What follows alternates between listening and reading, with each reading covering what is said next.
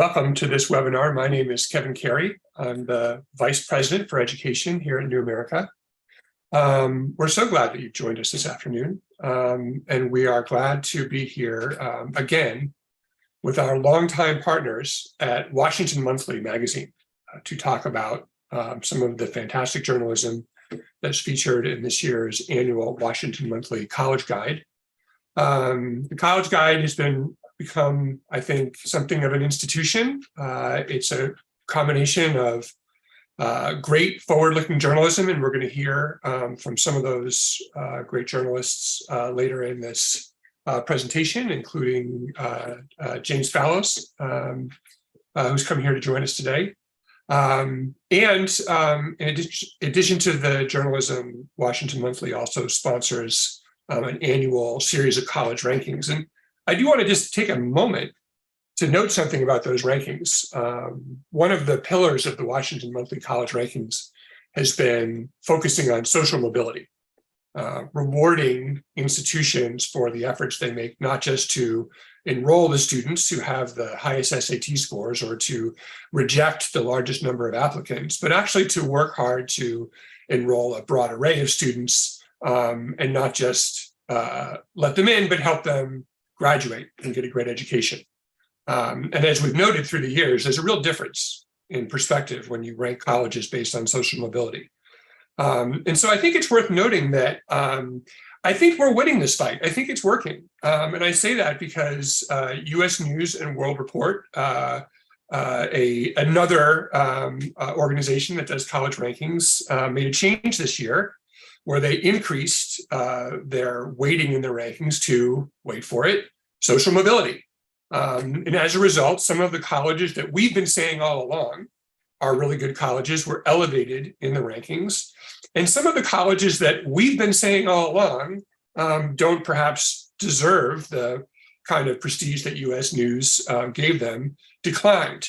And we know they were paying attention because they got very upset about it and issued a series of intemperate press releases, essentially complaining that it wasn't fair, that their ranking went down just because they enroll so many wealthy students.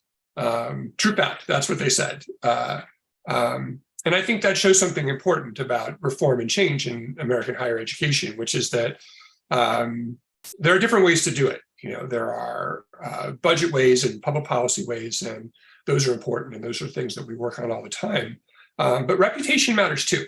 These are institutions that are very reputation conscious. They compete in a marketplace. The way that the world sees them is important to their own image of themselves. And the fact that US News finally came around to our point of view struck such a nerve, just shows that we're on the right track and we need to do more and more of that. So we're just very glad to be here to share this information with all of you. I'm going to turn the mic now over to Katie Berger, who is the Strategy Director for Federal Policy at Lumina Foundation. Lumina Foundation is a longtime supporter of both New America's Higher Education Word and the Washington Monthly College Guide. We're very, very pleased that they were once again able to support this great effort and that Katie is with us today. So with that, I will hand it to Katie. Thank you so much, Kevin. It's great to be with you today to celebrate another edition of the Washington Monthly College Guide. Now, as in years past, this is a great compilation of useful data for students and families, policymakers, and institutional leaders. As you said, it's a great way for institutions to see whether or not they're actually contributing to economic mobility and those values that we espouse for higher education. And as you all know well, capturing the value of higher education is not an easy task. Just putting that data together and boiling it down into a single score is a pretty big feat. But I would suspect that the harder task is putting all of that value into terms that's actually going to resonate with students and families, particularly knowing that in recent years, the public's trust in higher education has continued to erode. And we know that it's not that a college degree just suddenly stopped paying off. Countless studies, including our latest Lumina Gallup report, show that education beyond high school is continuing to provide a range of benefits to individuals and to society more broadly. We know that colleges advance knowledge and innovation. They contribute to a strong workforce, foster national prosperity, uplift communities, and increase civic engagement. And we know that those with a four-year degree, on average, are going to go on to earn $1 million more over their working lifetimes, and even live an average of 8.5 years longer than those without a bachelor's degree. But it is also clear that those facts just aren't proving to be as persuasive to the public as they used to be. And we know some of that is going to be politically motivated, driven by cynical efforts that are designed to undermine the idea of higher education as a public good. There are those who would like the public to see college as nothing more than a consumer good or a frivolous pit stop for the wealthy or a source of economic gain for somebody else's kid. And to push back on that, we have to tell the story of higher education better. That means lifting up the colleges that strengthen and serve their communities, just like the Washington monthly ratings do every year. But we also recognize there's a harder problem at the heart of higher education's plummeting public approval ratings. And that's the very real fact that for many students, higher education is a riskier proposition today than it was in the past. And in the worst cases, it can leave students with low wages and burdensome debt. Those risks are widespread and well documented. For example, only 6 in 10 students who start at a four-year college go on to complete a degree. Millions of students have been defrauded and misled by predatory institutions and debt scammers. And more than 7.5 million student loan borrowers were in default before the pandemic. But even in cases when it seems like everything is going right, there are longstanding flaws in our education and workforce systems that can conspire to undercut the benefits of post-secondary education. In fact, a recent study by the St. Louis Federal Reserve found that for students of color born in the 1980s, earning a bachelor's degree had no statistically significant impact on family wealth. I'll say that again, earning a bachelor's degree had no impact on wealth for students of color who were born in the 80s. These college graduates who are now in their 30s and 40s entered and even excelled in a higher education system that was marked by rising tuition and declining public investments. The fact that their efforts didn't pay off in the same way as prior generations or as their white peers is the predictable result of policy decisions made before they ever set foot on campus. So this moment needs to serve as a wake-up call for all of us. We have to accept that the only sustainable way to reverse public opinion on higher education is by building and uplifting a system that is actually worthy of the public's trust. We need to make good on the stories we tell about higher education and ensure that our colleges are serving the interests of our communities and embodying the values of our nation. This means colleges doing more to take on the challenge of delivering real and lasting value, focusing on the relevance of learning and creating reliable pathways for economic mobility for all students. It also means redoubling efforts to advance racial equity and justice through higher education. Rather than shrinking in the wake of recent court rulings, colleges must take a more expansive view of what it means to embrace equal opportunity. At the same time, policymakers need to embrace a new vision for funding colleges and universities, one that doesn't rely on unreasonable and unsustainable levels of student debt. The path forward won't be an easy one, but we're fortunate to have some outstanding speakers here today to help provide a roadmap for the future. So on that note, I want to close by giving my thanks and congratulations to everyone who has had a hand in producing this year's college guide. The rankings and articles in the guide are continuing to change the conversation about quality and value in higher ed. That's a vitally important conversation and one that my Lumina colleagues and I are proud to be a part of. So with that, I'll hand it over to our first panel.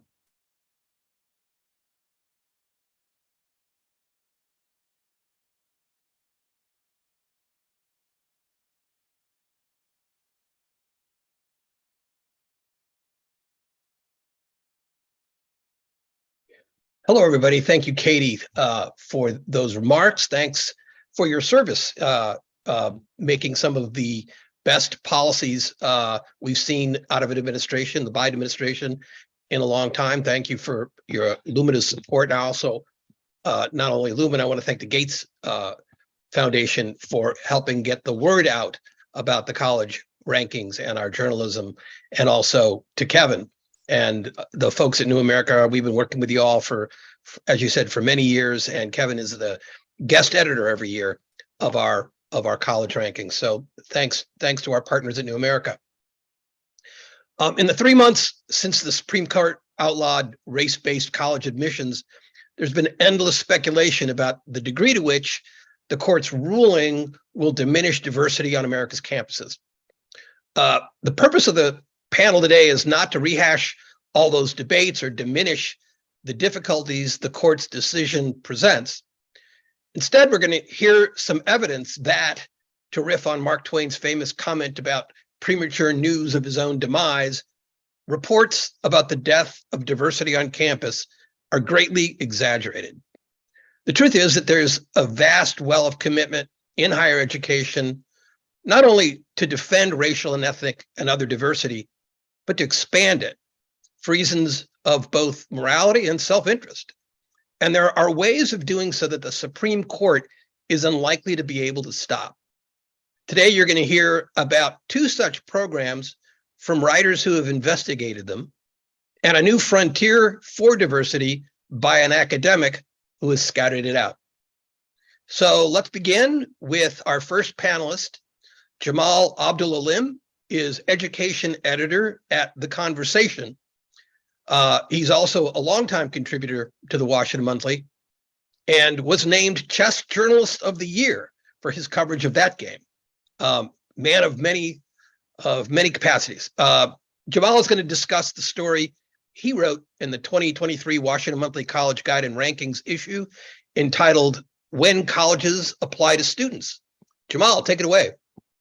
All right. Thank you, Paul. And good morning to everyone.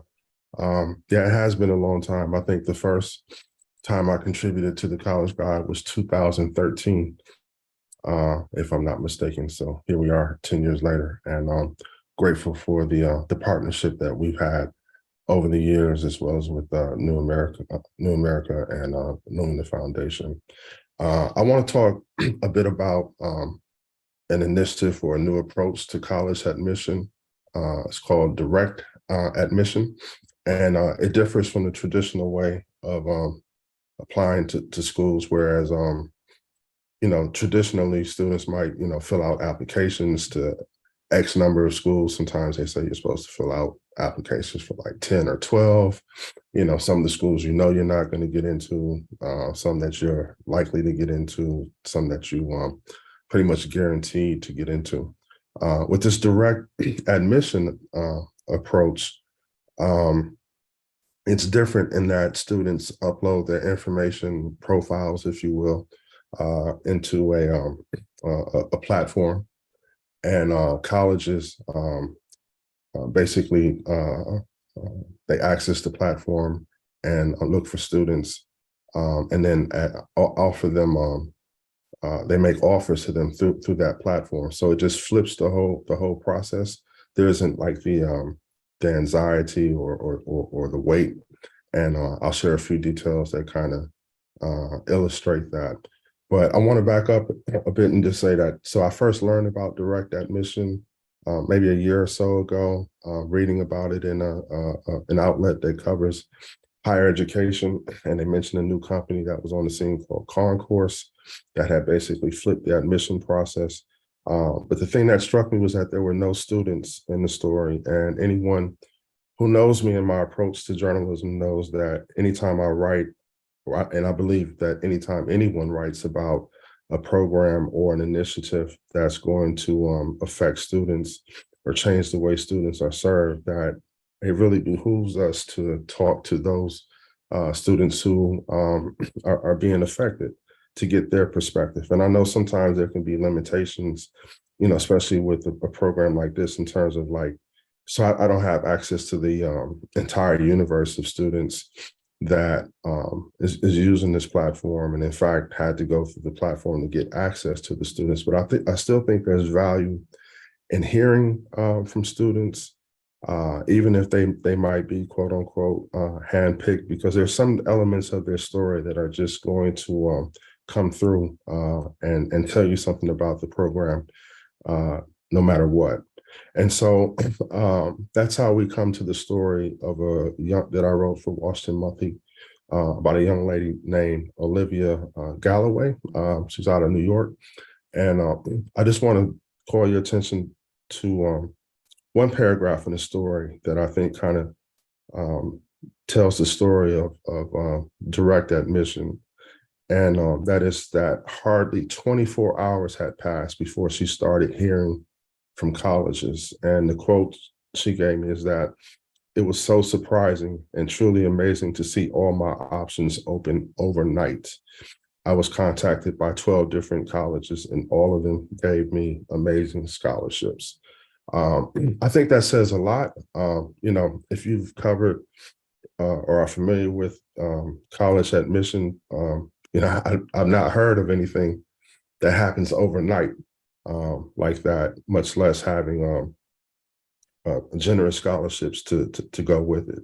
And so, she ultimately accepted an offer from Damon University. And one of the things that I've done in terms of writing about direct admission is, I want to take a look at the colleges that the students are getting offers from.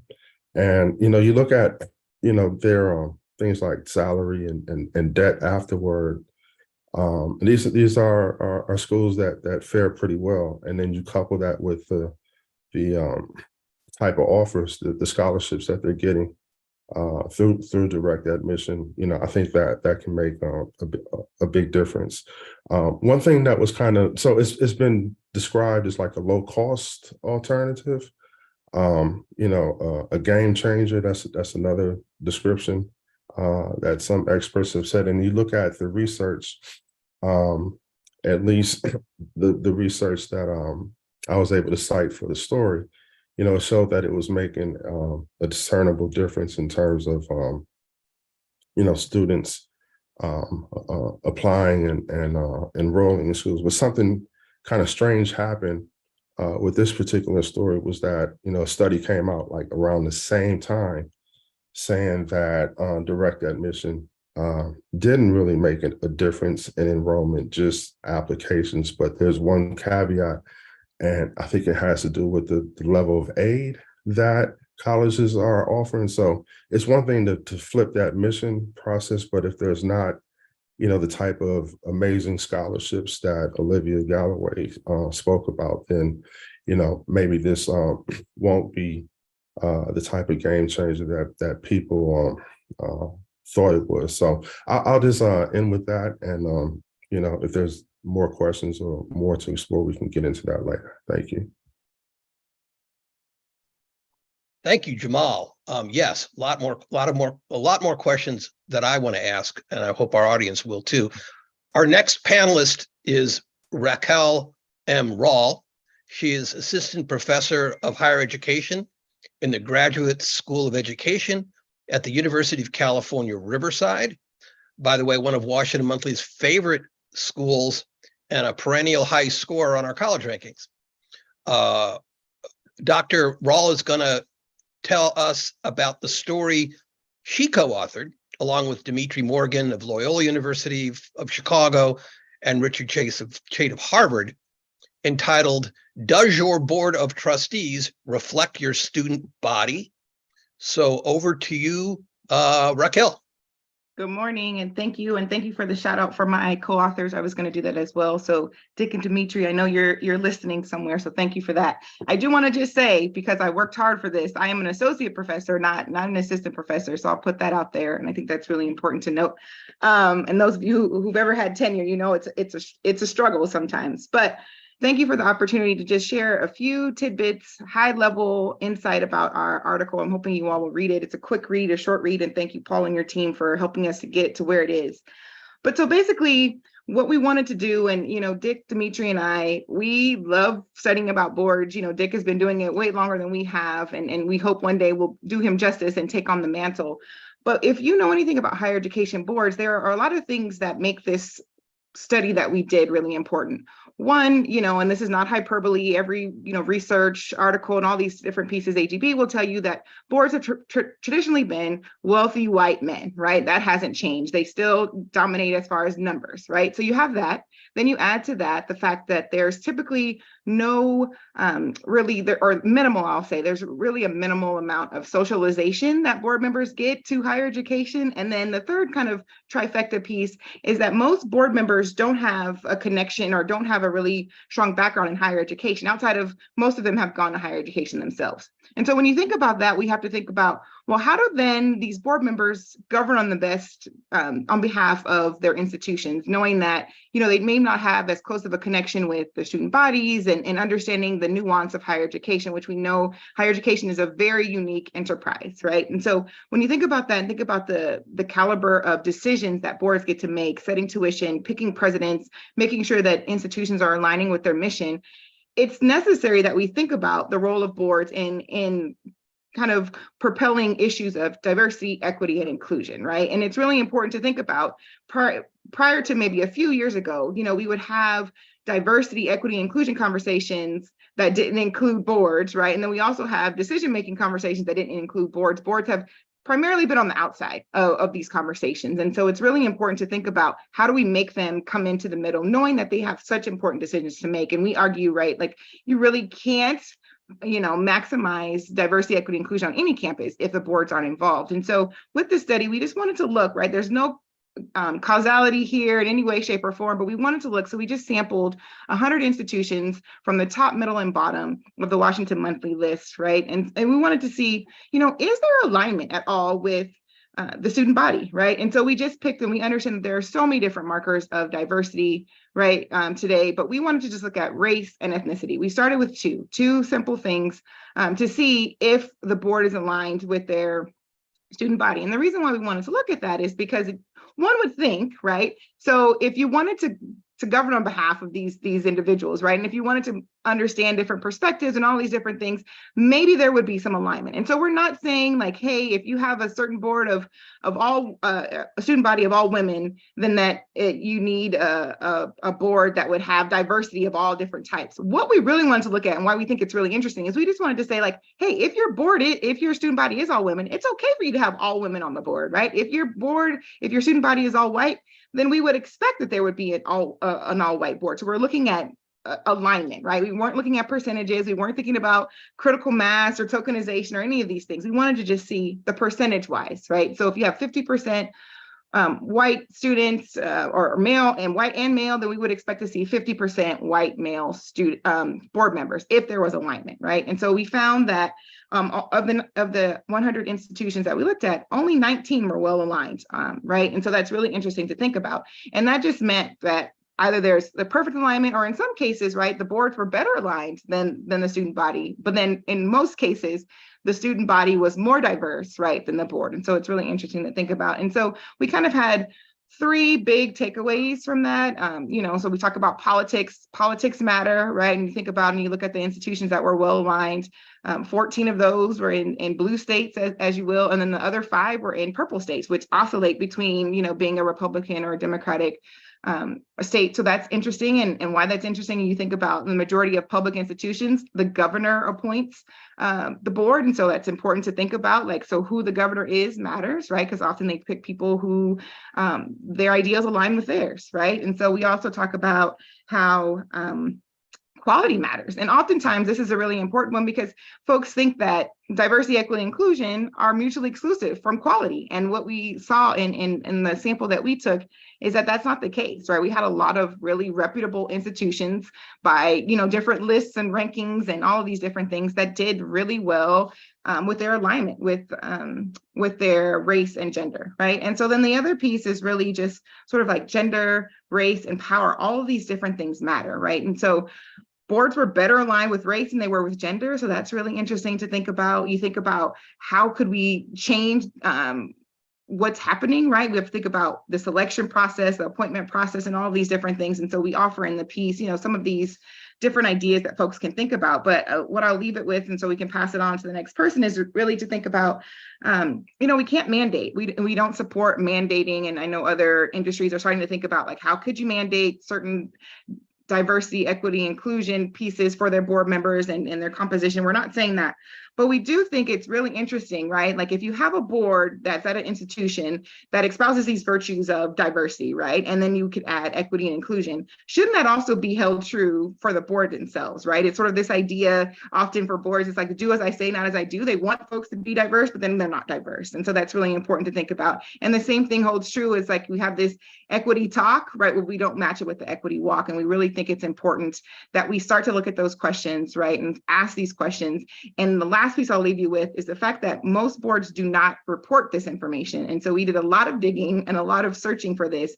And that's a problem, right? We should be able to know who is on our boards, what their gender, what their race, all of these sorts of things, because these are questions that matter. So thanks. Great. Thank you. Thank you, Raquel. Our next panelist is my colleague, Will Norris. Will is an editor at the Washington Monthly. And I'd like to turn things over to him so he can tell us about the story in the current issue of the magazine that he wrote called How the Military Can Save Affirmative Action. Will. Thanks, Paul, and good morning to everyone. So this piece really started with Paul and those of us at the monthly sort of thinking through what options might be available to elite colleges with the overturning of affirmative action for maintaining or improving diversity. And in the course of taking up that question, I did this dive into what the military academy at West Point does.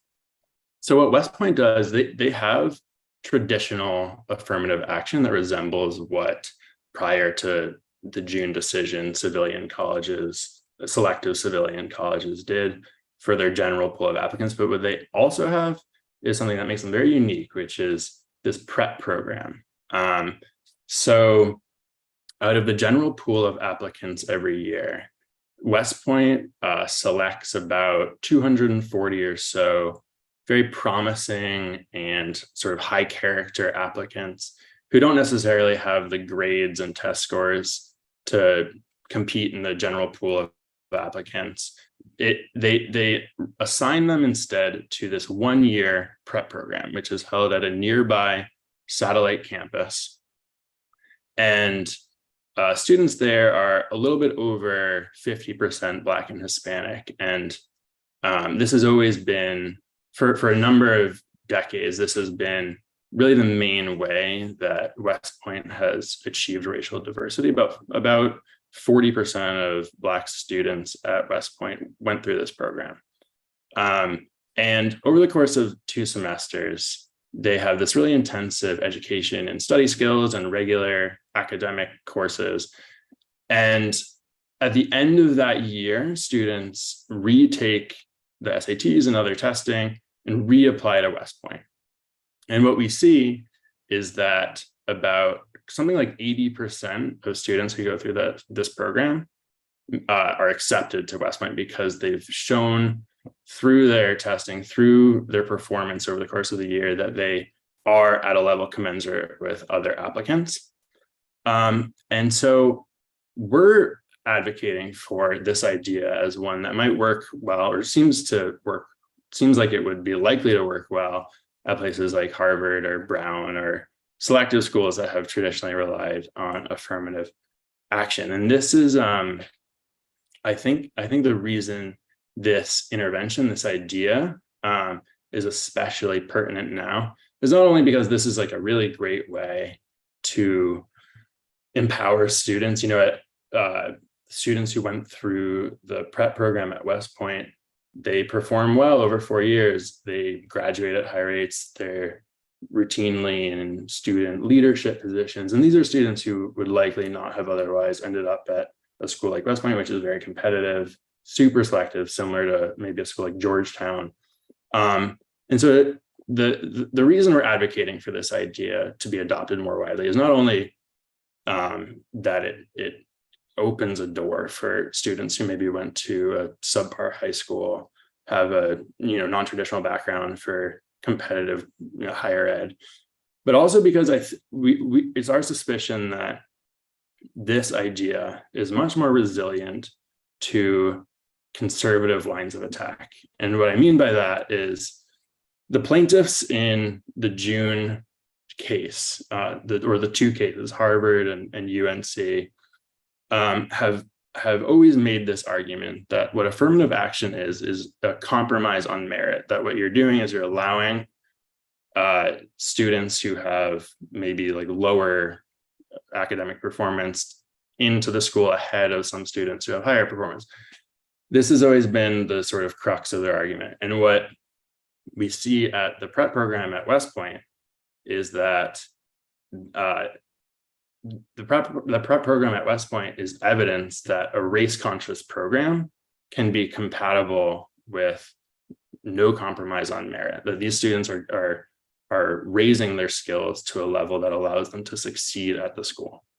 And we recently got sort of support for this hypothesis in the form of another lawsuit. So Edward Bloom and Students for Fair Admissions, who are the plaintiffs in June, filed another suit against West Point because those original decisions carved out an exemption for the military academies and allowed them to continue using race. And this recent lawsuit is against West Point's affirmative action program, which of course it has. But what's so revealing and noteworthy about it is that in this long lawsuit that goes into a good amount of detail about their admissions process, their historic use of affirmative action, there's not one mention of the prep program. And that's because it doesn't conform to this idea that race-conscious admissions programs are incompatible with a rigorous standard of merit. So it feels like to us, this is further evidence that at a school like Harvard or Yale or what have you, a program like this would not only really benefit disadvantaged people, young people, but also might be more resilient to litigation and these lines of attack. So I'll just leave it right there. Okay, thank you, Will. I'm going to ask some questions, and because I was involved in these stories, I know the answers, so I'm pretending not to know, but I think that our audience would benefit from knowing them. And I'm going to start, Jamal, with you. The struggle of every student who applies to college is that it's stressful. As you mentioned, you have to apply to more than one school, maybe a dozen schools. There's a lot of stress to it. There's a lot of work. There's expense. In your story, you write that that's tough on every student, but it is particularly tough on lower income students, first generation students, minority students. And those are the ones who this program most helps. And therefore, the reason that I think the program, the direct admission, reverse admission program factors into this discussion we're having is you could see more diversity rather than less in higher education, because if more schools adopt this direct admission approach. Tell me about that. Yeah, so two things. One is in terms of it being easier, less stressful, more efficient. That's kind of like a yes, but there's a caveat. And the caveat is some of the experts I quote in the story point out is that, if this just becomes another thing to do in addition to, like the Common App or, just the whole thing about trying to apply to 12 schools, things of that nature, then this could actually become more burdensome. So I think we're at like an interesting juncture to see like which one is which approach is the most viable. And then maybe some decisions have to be made about, which ones could go to the wayside. I think it's also important to point out that at public schools, counselors, the student to counselor ratio is pretty horrendous, and counselors have a lot of other things to do that don't have anything directly to do with college admission, such as administering tests and dealing with different issues that might arise in a student's life. So, you ask yourself, where are they going to get college guidance from? Will it be the counselor? I mean, they might, but that's going to be tough just due to the sheer numbers. I want to say, point out one other thing, because we've been talking about this in a quote unquote post-affirmative action world. So there might be a question about, well, is direct admission something that can be used to achieve diversity when race cannot be considered? And one of the things I point out in the article is that yes, because, at least the platform that I featured most prominently, they don't include race in the profiles. So as long as the program is operating in schools where, or in school systems where there's diversity, then colleges can be assured that they'll get a diverse group of students that they can admit. Yeah, and let me just bore down on that a little bit more. I had forgotten that part of your story. The students who most benefit, or in theory, and I think maybe in fact, based on your reporting, are not the middle and upper class students, but that lower income, first generation minority student for whom the current way of applying to schools is harder. They may not have parents who have gone to college. They don't have money for test prep. They don't have money to travel to 6 different colleges. They may be just doing it more or less on their own. And the difference is them reaching out, researching schools, applying to schools versus schools applying to them, as you say in the story.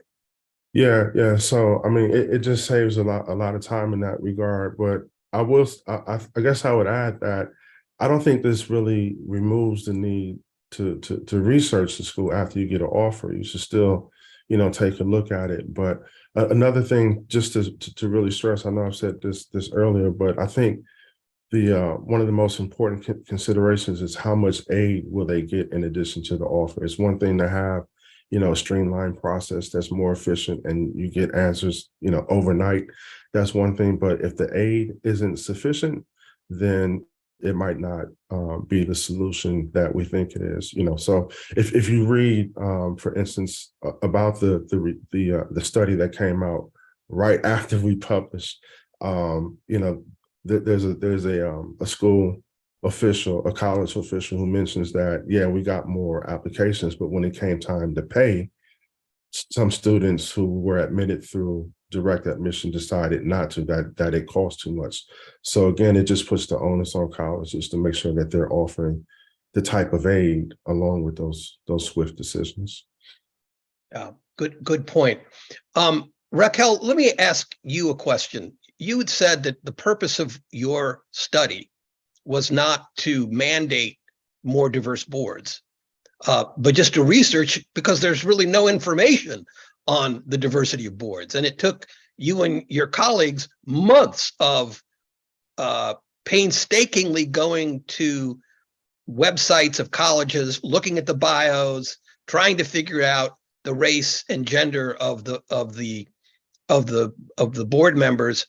And with the Supreme Court stricture on race, I think you would agree that mandating more diversity is unlikely to be a good route. But you do offer a solution of sorts, and that is for the federal government to mandate the release of the information. That seems a small thing to ask. How would that help? How would that lead to more diversity on boards? That simple step. Yeah, well, with boards, they're really unique in that most don't have a formal accountability structure, meaning that if they do wrong or go right, there's no checks and balance for them, right? Like oftentimes you hear about something happens to the president, they go into a room with the board and the president comes out and they resign, right? Because there's a checks and balance system there, like the board is able to check. We don't have the same thing for the board. And so what we do have, though, is sort of these informal structures that would make that accountability real. And so when folks know about these things, which they don't know about, the board or how diverse the board is, or all these different pieces of the board, we think that probably could help sort of do that nudge, that public persuasion, right? Like what's really important, or shaming, right? Sometimes dictate talks about that a little bit. Like if you had a board that had no diversity whatsoever and everyone knew it, and you're standing up next to some of these institutions that are doing it well, what does that mean for you? Does that propel you to want to make a change? And so we think the answer would be yes, right? We also think, right, like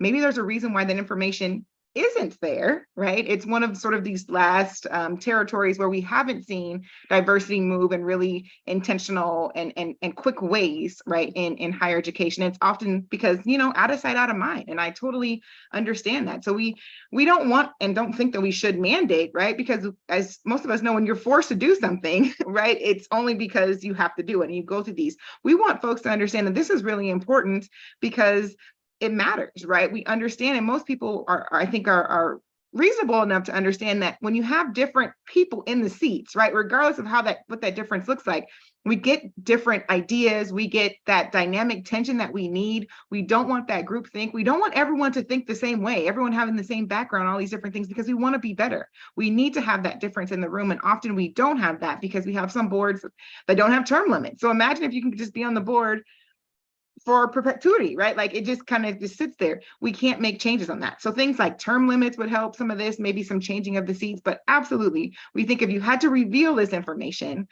then it would help us, right? Because then people would know if you were out of compliance, quote unquote, like, and that would be just an informal opinion of what folks think diversity should mean for that board. So yes. Fascinating. Will, let me turn to you. Devil's advocate here. The US government has pretty deep pockets, and it is able to pay the full freight for the students who go to these prep schools at West Point, and I should say the other services, the Navy, the Air Force, et cetera, also have similar prep schools with similar impressive results. Why do you think that wouldn't the cost be prohibitive for non-military selective colleges? I don't think so, because affirmative action has only traditionally been in use at a fairly small group of selective colleges. The overwhelming majority of students in America go to schools that aren't selective enough to make race a factor in admissions decisions. And those schools that have traditionally used affirmative action are pretty much exclusively really wealthy and have similarly deep pockets, maybe not as much as the federal government, but all of the Ivy League schools have endowments north of $6 billion. Harvard's is like something like 60, maybe more. And so they're not really off the hook on costs, because we don't have great estimates. It's not public information for what the prep school at West Point costs, but it's not like tens of billions of dollars. There's a, you know, that it seems reasonable to expect that deep-pocketed schools could develop programs like this. And it's in the interest of, if they're public-minded institutions, which they purport to be, it is in the interest of the country. This is a really proven way to bring in lower income students, Black students whose family go back multiple generations in this country. Harvard and some of the other elite schools have what they sort of proclaim to be, even before the affirmative action decision, proclaim to be really impressive racial diversity figures in their student body.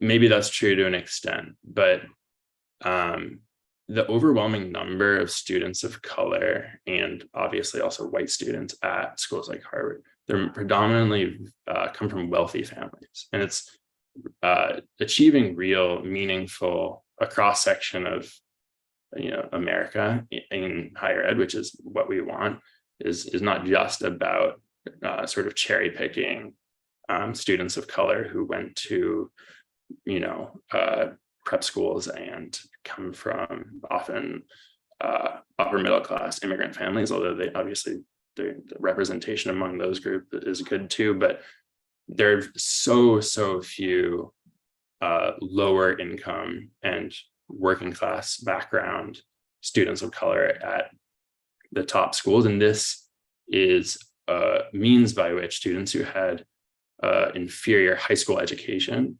which many lower income students did, get the sort of academic skills necessary to not only get into the school, but succeed. And that's really demonstrated by West Point's program. Yeah, I want to say to Jamal, who I know is going to have to leave us pretty soon, this is kind of what you were getting at, right?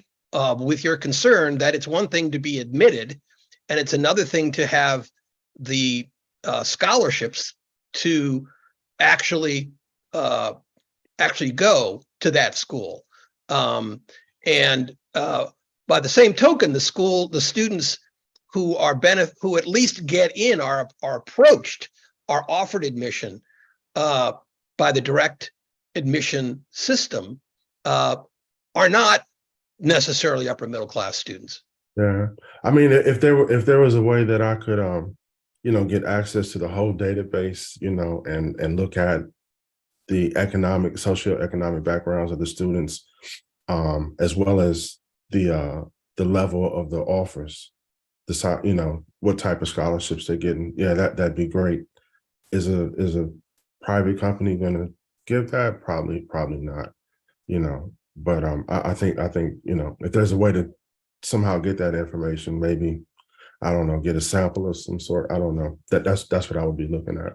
But let me also ask you, Jamal, because I'm going to ask you, so in case you have to leave, a lot of these programs are not through private companies like the ones you profiled. There are whole states doing this. I believe Idaho was the first, but there's more and more states. Tell us a little bit about that. Yeah, that's a good point, and that could be one of the solutions. Is for state government to do it. So Illinois was headed in that direction, but those efforts are kind of stalled. But the evidence out of Idaho was that it was making a difference. I think the stat was something like 11% bump in enrollment. I'd refer to the story. Don't hold me to that.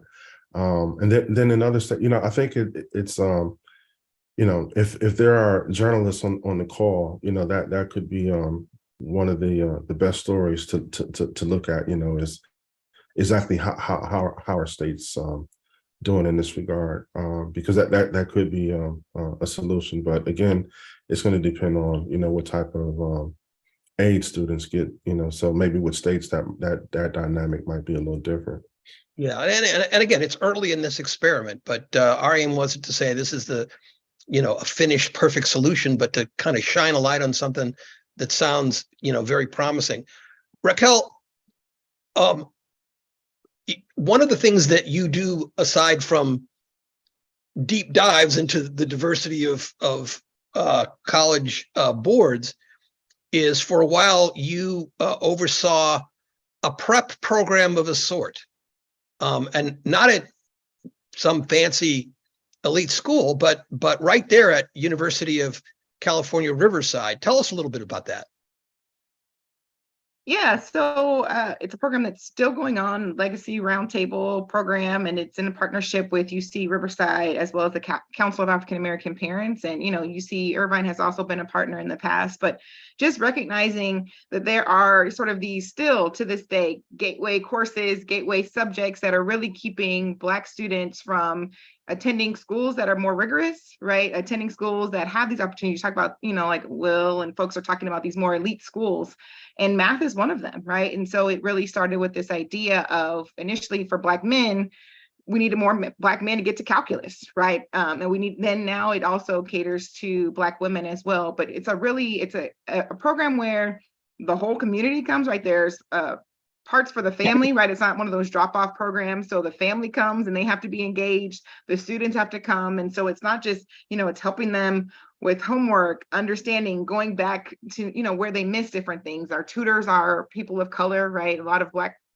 tutors, as well as other people of color and that sort of thing, so that the students see what's happening. And so it's a program that talks about math, but it also talks about culture and understanding, like, hey, math is ours, right? Who started math, right? You think about in Egypt and the pyramids and all these different really great thought leaders, and thinking about mathematics. It's not something that's foreign to being Black, right? It's something that is part of your DNA. And oftentimes we talk about these things don't go together, right? This is not what you excel in. And so really helping the students to understand the mathematics piece, but also understanding the cultural piece and the history of it, that this is in their DNA, right? That they are going to be successful, that you can't look at someone like you, as my mother says, whose skin has been kissed by the sun, and say, you can't do this, right? Because your people helped to create this, right? It's really important to think about in the ways in which math is in so much of our community. You think about, you know, how we braid our hair and all these different things. And so it's one of those affirming things. And then it's sort of, we also have this cohort model where students get to go through this with other students who look like them. And it's really made a world of difference, right? And so you think about the Council of African American Parents is one of the key partners in the UC system, entire UC system. It's on the UC app now, and it's for all these programming to advance African American students to be able to go not just to and through, but also through higher education. And CAP really helps prepare people so they understand that finishing high school is not the same as being prepared for college, right? Like there is a distinction in that. And so they help students to really prepare and focusing on math. This is one of the great barriers in helping people to understand that they can go in to be engineers and scientists and mathematicians and all these things and be great. And then the big piece is going back and pulling other folks to do the exact same thing. So it's a model that's like cyclical. Fascinating. So Will, give us a little bit more of a sense of this idea of colleges having, as a way of maintaining or increasing their diversity, an obligation to provide opportunity for prep, for increasing the academic capacity of promising young students who haven't yet gotten into the university. Paint a little bit more of a picture of how that would operate. Let's, Raquel was saying, this is how they do it at the UC system, or at least some of the UC schools. Paint a picture of how it could be done at the more elite level where we know the money exists, and in particular, like what does it cost for a student at the West Point prep school? What is a year of, because these are room and board, they are at the university. These aren't online programs, right? So it's got to be costly. Walk us through what it would look like if universities said we're going to do what the military has done. Sure. Yeah, I'm seeing a message in our chat from the New America folks that we're a little over time, so I'll keep it quick. Yeah, so this hasn't been tried. Something that sort of checks all the boxes of what the West Point prep schools really doesn't exist anywhere. It's our best estimate is that because there's no public information about the cost per student at the prep program at West Point, it's probably similar to the cost per student at the for cadets at the school in general, which is about $62,000 a year. So that's not that's a meaningful amount of money, obviously, but it wouldn't be prohibitive for the wealthiest schools.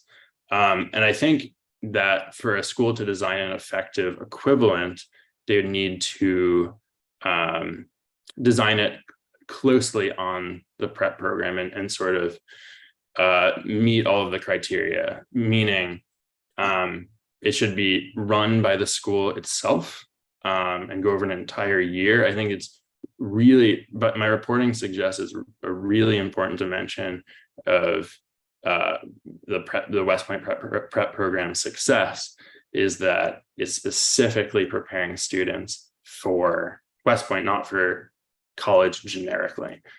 So the curriculum is based closely on that at West Point. Professors have a lot of overlap.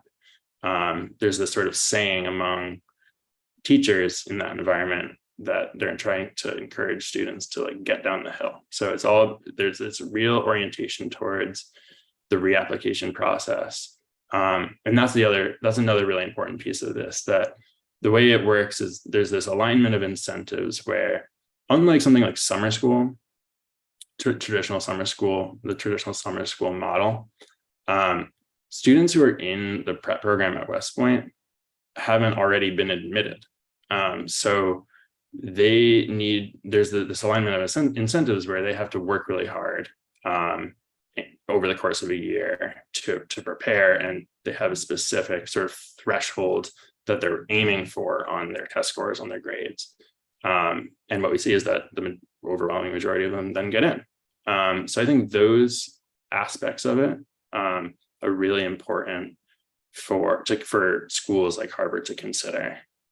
Gotcha. Well, listen, I want to thank Will. I want to thank Raquel. I want to thank Jamal. I'm going to hand it over to another colleague who's going to take on manage the next panel. And that is my friend Ann Kim. She is a contributing editor of the Washington Monthly and the author of the book Abandoned America's Lost Youth and the Crisis of Disconnection. She has two terrific and related stories about Google career certificates in the current issue of the Washington Monthly that I really can recommend. And she's going to take over the next panel. Great. Thank you so much, Paul. My name is Ann Kim. I'm a contributing editor at Washington Monthly, and I have the distinct privilege of introducing James Fallows and Jonathan Zimmerman, who are the speakers for our next panel. Jim is a contributing writer at The Atlantic, a contributing editor at the Washington Monthly also, and a board member at New America Foundation, among just a few of the many hats that he wears. He's got a dozen books to his name and also writes the Substack newsletter, Breaking the News. Jonathan is the Judy and Howard Berkowitz Professor of Education at the University of Pennsylvania.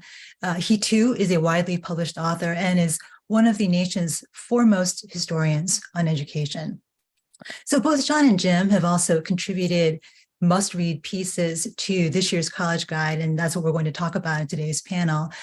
Before we dive in, just to set a little bit of context, what Jim and Jonathan's pieces have in common is that they both look to the history of higher education in America for clues about both its future and, frankly, its survival. Katie spoke earlier today about the current crisis in public trust in higher education, and both of their pieces speak directly to this challenge. Jim's piece in particular is titled, "What's the Matter with Florida?"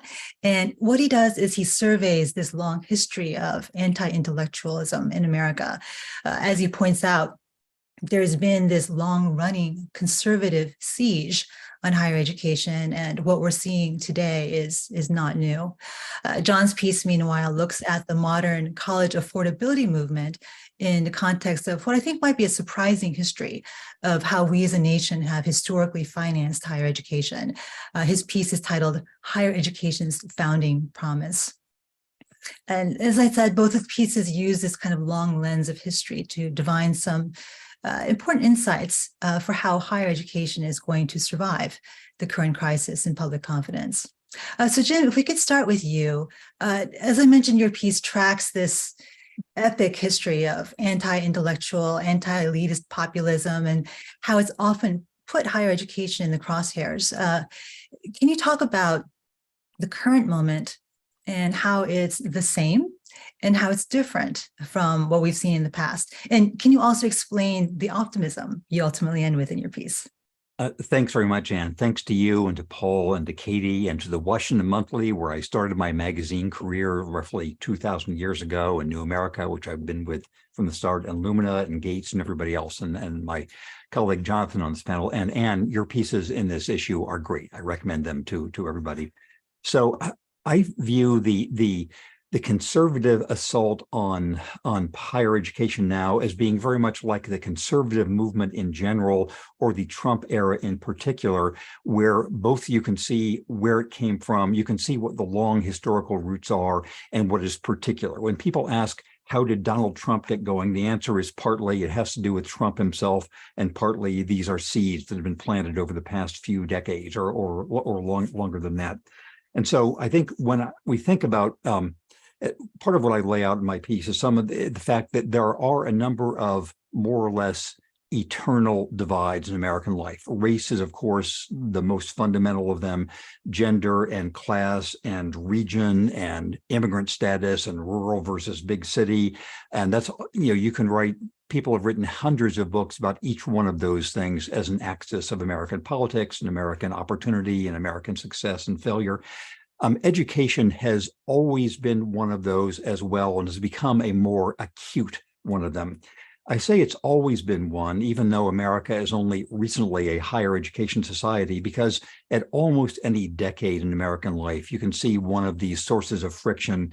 All you have to do is look back at the Know Nothing Party of the pre-Civil War era, that its name, newly relevant today, was about some of these same tensions. After World War II, when, of course, higher education became for the first time a mass phenomenon with the GI Bill, which sent my father, along with many others, to college, there was a resistance by many higher ed experts of that time to the one of them called the hobo jungle that might invade the universities. The McCarthy era in the 1950s involved a lot of sort of real people versus university people tensions. When Ronald Reagan became governor of California, one of his main talking points was the way the University of California system had gone amok, et cetera. So we can say, on the one hand, there has always been this tension, as there have always been the sentiments that have given us Donald Trump, as there has always been race as an axis in American life, et cetera, et cetera. And yet there are new things now. The new things, I think, there's one of them that is a sort of fundamental tectonic issue, and the other is more performative. The tectonic issue is the way that relatively recently higher ed status has become one of the main markers of national voting preference. It's surprising to realize that even as recently as the 2016 Hillary Clinton-Donald Trump race, that the non-college white vote was still relatively evenly split between Hillary Clinton and Donald Trump then, even though for a long time non-college whites had been trending to vote on sort of tribal issues rather than class issues. Now, as we know, most Republicans assume that the margin for Trump among non-college whites and others is substantial. So there are these shifts that mean that a kind of sea break that had been there for the Republican Party of the first George Bush and even the second George Bush, of thinking there was this white shoe Ivy League component to it. That is much less of a break than it used to be. So there's a fundamental shift. There are performative issues too. Just as Trumpism could not possibly have been the same without Donald Trump himself and his decades of being a TV performer, so too the way that Ron DeSantis and J.D. Vance and others have chosen to exploit this moment, even though they have long Ivy League pedigrees themselves. It's something where they have learned from Trump that trying to rile up sentiments against the college people can be, they think, good politics for them. So, there's so I'm saying that, is this old? Yes. Is it new? Yes. What is happening to the politics of higher education are similar to what's happening to politics in general. Long-standing tensions are being exploited by one party. What does this mean for the optimism? I think, again, there's a parallel between whether one has faith in the long run for the resilience of American democracy, as I basically do in aware of the difficulties moment, and whether one has that same faith for higher education. I argue in my piece that essentially higher ed should stay the course, recognizing that time is on its side. And just for 4 reasons, I'll just itemize sort of a sentence a piece. One of them is that more and more a healthy higher education establishment is a fundamental of community, regional, and statewide economic success. What Florida is doing by lobotomizing its higher education establishment under Ron DeSantis is bad for Florida. And I think that is rhetorically left out of a lot of DeSantis' speech, but it's recognized by people around the country. A second long-term fact is that even if sentiments that people of the sort of now people who now vote against higher education, if they're choosing Trump versus others, most of them, in my experience and according to polls, still hope that higher education will be there for their children and their grandchildren. This part of the American dream still exists and motivates people.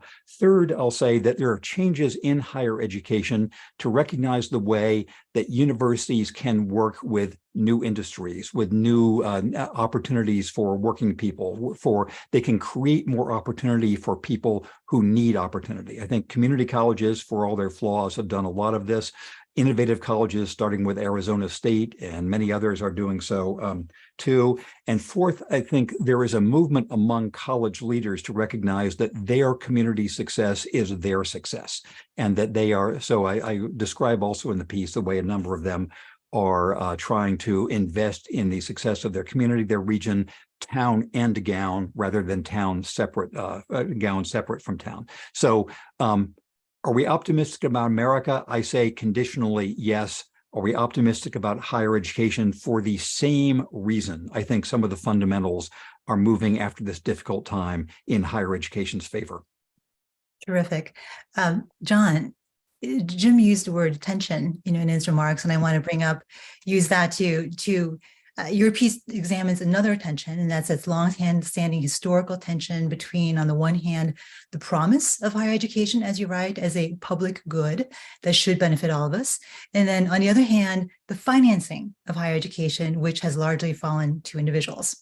So can you talk about what we can learn from the relative quote unquote affordability of college in the past, how that's changed, and then why you think it is so much more important today to think about higher ed as public good?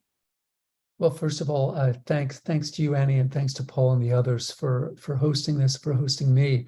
I've always been a big fanboy of Jim Fallows, and now I discovered that we're also the last guys who wear ties. So that's another thing we have in common.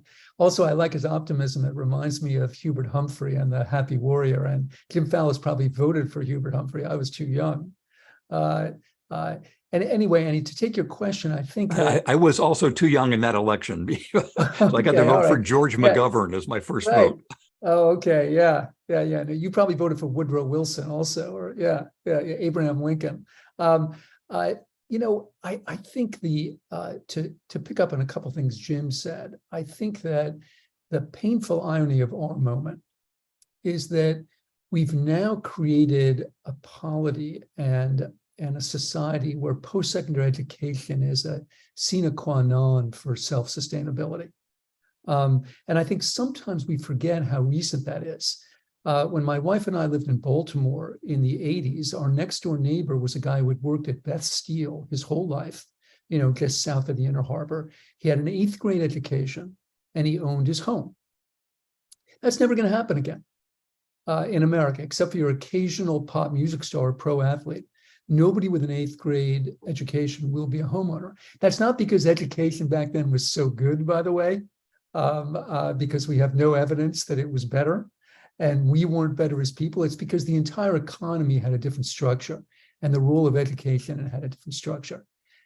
The painful irony of all this is at the same moment that we made post-secondary education essentially a requirement, we actually made it into a private good. So we're saying to our citizenry, everyone needs this. Everyone needs it, but you're going to have to get it on your own. You're flying by the seat of your pants. We will help you in various ways, but often you won't know about that help or won't be able to access it. So it's a very curious and painful moment where we say to people, we need this, but we're not going to help you, or we're going to help you in highly inadequate ways. Now, one of the reasons I wrote the piece was we do have traditions of help. The Morrill Act during the Civil War, which a lot of people think it actually, the federal government actually gave land to make colleges. It's not how it worked. They let states rent out or sell land that had been granted if the states would use it to create colleges and universities, with what was called both a liberal and a practical side. And to quote the language, so the sons of toil could go to college. Jim mentioned the GI Bill, of course, and the GI Bill is remarkable. By 1947, half of the people on campus were veterans. And they immediately made lots of babies. And so all the universities had places like Fertile Acres. That was the name of the graduate student housing in Minnesota. And then, of course, the Higher Education Acts of the 1960s, when Lyndon Johnson said anybody who wants to go to college should be able to do so. So this is a great ideal. And I think what we need to do is we need to celebrate that ideal, but also recognize all of its limits. So, historians love to do this. They love to puncture balloons, and it gets very annoying, but sometimes you have to do it. I mean, the Moral Act actually, it didn't do what it was going to say. It didn't help the sons of toil to go to college. Some of them did, for sure. But most of them couldn't, because even though the Moral Act gave money to create these institutions, it didn't really help people attend them. And although the tuition was quite low, it was still extremely expensive to send your son, and we're still only talking about men, to go off to college. So I think the reason I wrote the piece was both to recognize this tradition of public assistance, to acknowledge its limits, and to also argue that it's never been more important that we as a polity figure out ways to help everyone who wants to go to college to do so without, living a life of penury and debt, which is what we've saddled lots of people with. I would recommend that everyone who's interested in that subject read Kate Saloom's book called Indebted. My students are tired of me saying this, but most really good books and good ideas are simple. They're not complicated. And what Kate did was she interviewed 160 families about how they paid for college. And it's very sobering on many fronts, one of which, of course, is how much debt people have taken on. The other thing that's interesting about the book, though, is in about half the cases, she finds out that her interview with the family, multiple generations, is the first time they've talked about it with each other. That is, the entire matter is so shrouded in confusion and often in shame that we don't really have a vocabulary, even for talking about it to people who are most intimate to us. So let me just end with a couple thoughts about what will have to happen for this to happen. The first thing is, and I think this is another important lesson from the history, is we'll never be able to create the case for this if higher ed is associated. And I think the brilliance of Jim's piece is he shows how all of this has been refracted through red and blue. And the Republicans especially have coded education as a blue thing. We can't make the case for a collective commitment to higher ed if the citizens perceive higher ed as assisting one party or the other. But I want to also emphasize that on this score, higher ed itself has not done itself proud. You don't have to be Ron DeSantis to argue that at different times higher ed, or people in higher ed, have contributed to this problem in very real and problematic ways. So The Wire this week brings in the news that the American Anthropological Association had rejected a panel about the differences between gender and sex. This might seem somewhat irrelevant or off point to the listeners. I think it's exactly on point. I think actually it feeds DeSantis's narrative about kind of the way that higher ed is politically marked, but it's not DeSantis's fault, it's our fault. The other thing I'll say is, if we want to make the case for more, because that's really what we're talking about, more public commitment to higher ed, we also have to do better with what we already have. And we have not done that. One of the books that I wrote was a history of college teaching, and it's a very sad story. The story is in how the 20th century, every institution decided it should be a research institution because that's where the incentives were and that's where the dollars were. And we, the professoriate, responded exactly the way that any economists would predict. We put most of our energy into research, and we deeply diminished the teaching function. To this day, the best predictor of a professor's salary and their rank is the fraction of their week that they devote to research. Their salary and rank is also inversely related to the fraction of their week that they devote to teaching. If we want to make a case for a deeper public commitment to this institution, we need to change that. And again, I would emphasize, I don't think any of that is the fault of Ron DeSantis or Moss for Liberty. I think it's our fault. Thank you, John. Jim, I want to pull something that John said in his remarks about higher education belonging to one party or another, education being refracted through red and blue. One of the things you mentioned in your remarks and in your piece is this importance of colleges and universities in their local communities. And that's in these pretty banal roles as purchasers or employers. Can that local presence and that local impact help undo some of this refraction that John is talking about? And should colleges be doing more to amplify the impact they have?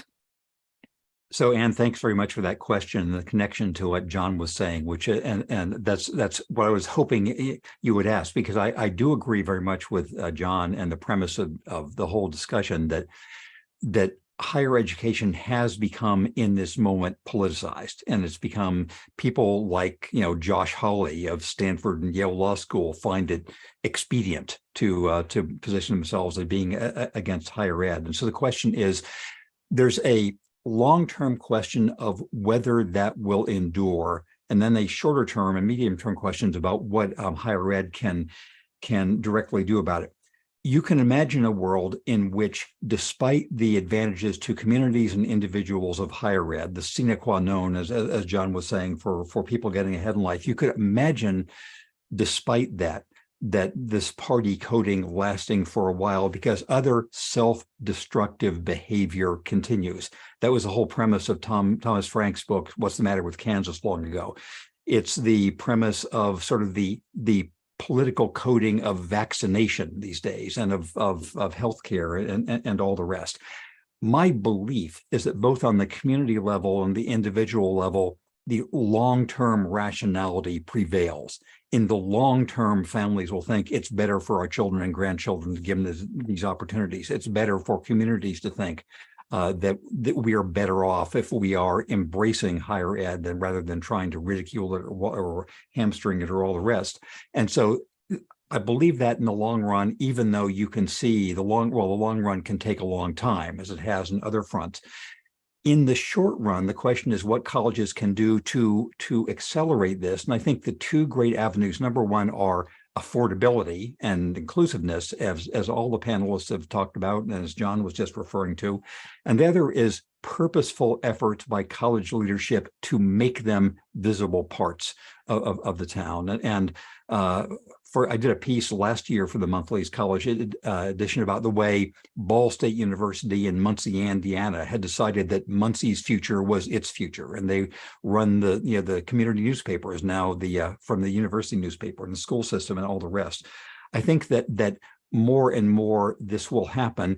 And the main token that this can pay off is that the same opinion polls that show lots of non-college whites and others resenting higher education, showing a much more positive view of the institutions in their locality. People feeling as if this is an even stronger version of the Congress is horrible, but my congressman is okay trope, where universities are already seeing and can do much more, colleges and universities, about making themselves part of the community. And I think this can pay off both in the standing of the colleges, but also the welfare of the community. Right.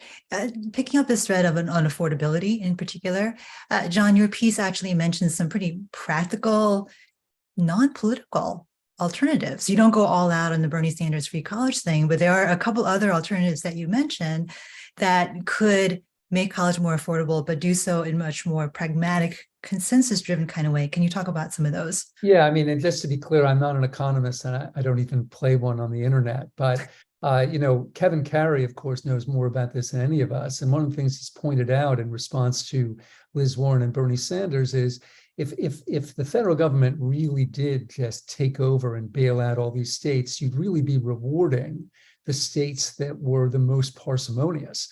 I mean, the big story at the state level, of course, is that they stopped funding higher ed. I mean, not literally, but radically decreased it in favor of doing things like building prisons. I think Kevin's pointed out accurately, if you just had the federal government say, okay, we're going to absorb this now, you would basically reward the states that had done all those cuts. And I think he has a much better idea of the federal government actually giving per student assistance to state universities on conditions, right? Which the federal government does with a million things, right? This wouldn't be any different from things it does in transportation or health or anything else. You don't just get money. The money comes with strings. And the strings might be, for example, you have to create a system where you're promoting people based on their teaching ability. I mean, I haven't seen that particular proposal, but we could do that. So, you know, the feds would be assisting, but they wouldn't simply be bailing out the states that had made these cuts. What they would be doing it in a targeted per student way, and also in a way that incentivized the institutions to behave in better ways. And, you know, I also mentioned that my friend Paul Glasters has also written a piece and has been shouting this to the ramparts for a very long time, or rather from the hilltops, that you know, we can also make deals with students whereby you do get a free college education, but it's on the condition that you do a certain amount of national service. And when I was researching the piece that I wrote for Paul for the monthly, I actually found out that I had never read this, but that William and Mary in the late 1800s had actually done precisely this. It had said, we're going to get rid of all your tuition charges if you'll teach in the state of Virginia for 2 years after you've graduated from William and Mary. So I think there are all kinds of things that we can do. And I think that, I mean, some of the people on this call have proposed them, and there are many others. I think the most important thing, though, to remember is that we need to make a political case for those things. We're talking about politics now. We're not talking about education. And I think the political case begins with making arguments like Jim has done about the benefits of this for everybody. But also, I think it does have to involve an acknowledgement of how far short many of us in higher ed have fallen, that is short of our own ideals. How do the two of you see the debate over higher education playing out next year, 2024 presidential election? And for better or for worse, the ones who are going to be defending higher education are going to be more likely to be Democrats. And how do you not worsen the political coding of higher education when you have basically one party coming to the defense and the other side doing what they've been doing? Where do you see this headed next year? So John, would you like to take the lead on this? I offer you the baton. Oh, sure. I mean, you know, my students are tired of hearing this too, but I'm a historian. I study dead people. It's hard enough to figure out the past without prognosticating the future. But let me just say a couple things. I think that people like Ron DeSantis are betting that these education issues, both at the K through 12 level, which we haven't discussed, and at the higher education level, are going to have a kind of national resonance, right? And I don't think there's a lot of evidence for that. And in fact, I think that in the past couple months, DeSantis himself, as a national candidate, has tempered some of his rhetoric around this. Like, you haven't heard him talk about woke very much recently, for example. You know, and I think that may be some sort of tacit admission that perhaps these education issues don't have the kind of national electoral resonance that he's hoping. I mean, for all the reasons Jim was talking about, even higher ed in very tangible ways is really a local issue. You know, it's about community, and K through 12 education, of course, the most important decisions, especially around finance, are all local. The irony of Ron DeSantis is he now has a lot more power over education in Florida than he would have over education in the United States if he were president. So, you know, in the optimistic spirit of Jim Fallows, you know, I'm going to say that I don't think that DeSantis's kind of anti-education pitch is going to be as successful as he had hoped. And I think his own tempering of his rhetoric in recent months is an indice of that. The other thing I'll say, though, just at the most basic and strategic level, is I think all of us on that broad thing called the left, who deeply care about higher education, we have to avoid the trap of stigmatizing and demeaning people that don't have it. So remember when Trump said, "I love uneducated people"? Alec McGillis had a great tweet where he said something like, derision of Trump's comment about loving uneducated people explains why uneducated people love Trump. And I think he was exactly right. You know, I think a lot of people on the left still work on the idea that if you shame people, they're going to change or agree with you, right? It's like, oh, Professor Zimmerman, you're right. I am a know-nothing bigot and misogynist. Thank you for enlightening me. You know, I'm definitely going to vote for your team in November. I mean, I really think some people still, they might not say that because it sounds so ridiculous, but I think operatively they work on that principle, and it's a cul-de-sac. I mean, it's worse than that. I mean, it's harikari, right? We're not going to be able to make the case for higher education if we demean people that don't have it. So I'm neither an economist nor a historian, just a mere journalist. So I avoid even more trying to make predictions. But I think there is, again, one more. Well, here's how, based on current evidence, here's how I think the politics of higher education are going to play out in the short term, next year's election. For reasons that are partly Ron DeSantis's magic as a candidate himself, partly the fundamentals we're talking about, I think his idea of making America into Florida and the politics of woke and all these things are burning out. I believe it's the case he did not use the word woke once in this latest so-called debate. Yeah. And he just is going nowhere with that. And I think the ways in which, you know, to the extent the culture wars are dampened down, so-called culture wars, as main voting issues next year, I think that is better for America's future. I think the two fundamental issues that will drive voting a year from now are abortion and the Dobbs ruling and its aftermath, and the state of democracy itself. I think those two are just on a platform that dwarfs everything else. After that, it will likely be inflation. After that will likely be Ukraine and all the consequences there. Then I think you can have a tranche of things involving higher education, affirmative action, and student debt, and other questions. You know, maybe culture war sneaking in there. But I think that it is probably good for higher education that it's not likely to be a sort of galvanizing issue as it was, say, for Ronald Reagan when he ran for governor of California in 1966. This was one of his main issues. I think the war over higher education will be a second or third tier issue in national debate, and that probably is good for higher education.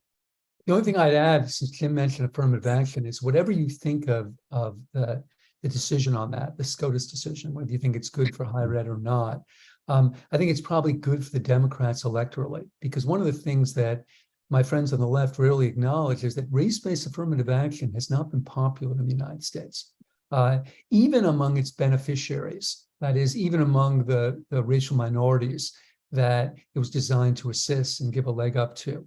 The poll literature is pretty strong on this. When you ask people, including racial minorities, should we use race in college admissions, the majority of them say no. And so again, whatever you think of the case, I do think in a way it removed something that was fairly unpopular from the Democrats' plate. So we're running out of time. So I want to ask both of you one last question. We've been talking for the duration of this conversation about the long term and the long-term optimism. What particular advice do you have in the short term for higher ed administrators now? Like, what can they do in the next 3 months, 6 months to accelerate this shift in perception in higher education that needs to happen?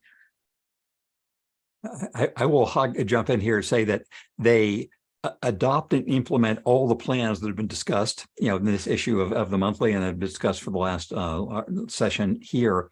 But I think there is tremendous leeway and pushing on an open door for higher education administrators and leaders to present themselves in their own communities as part of that community, helping the community deal with the tensions of this moment, where they are economic or environmental or divisions of any kind. And I can think right now of 25 illustrations I know personally where that has had a payoff in places ranging from Mississippi to Idaho to Vermont to Arizona. And I'm not aware of any places where it has backfired. So I think the more that university leaders think of themselves as having a cooperative responsibility and opportunity for their communities, the better they will serve themselves in the short run and long run too. I think that's absolutely right. I think because all politics is local, like Tip O'Neill said, I think that's easier and more manifest in some places than others. I guess the other thing that I would say is, although I don't think this is going to happen, I think that something that higher ed leaders could do is just place a cap on executive salaries.